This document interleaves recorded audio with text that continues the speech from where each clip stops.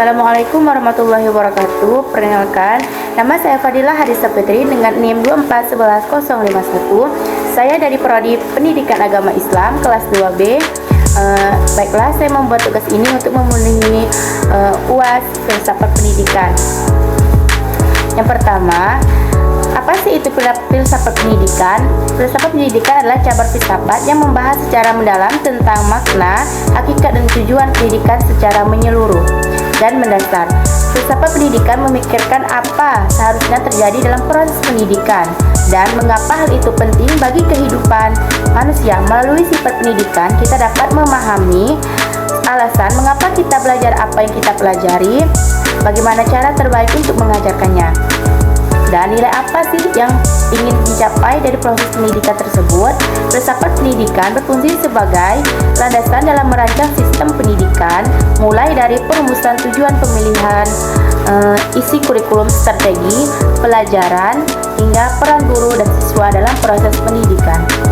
Tanpa filsafat pendidikan, proses belajar bisa kehilangan arah dan makna karena tidak memiliki dasar pemikiran yang jelas.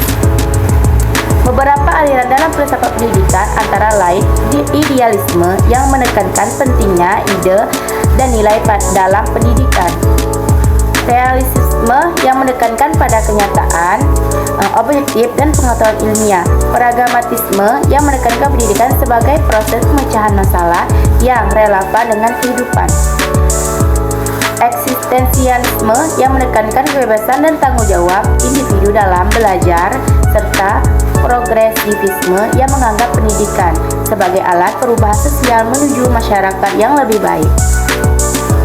Filsafat pendidikan membantu untuk kita merenungkan kembali tujuan sejati pendidikan, yaitu membentuk manusia yang utuh, berpikir kritis, berakhlak mulia, dan mampu hidup secara bermakna dalam bermasyarakat.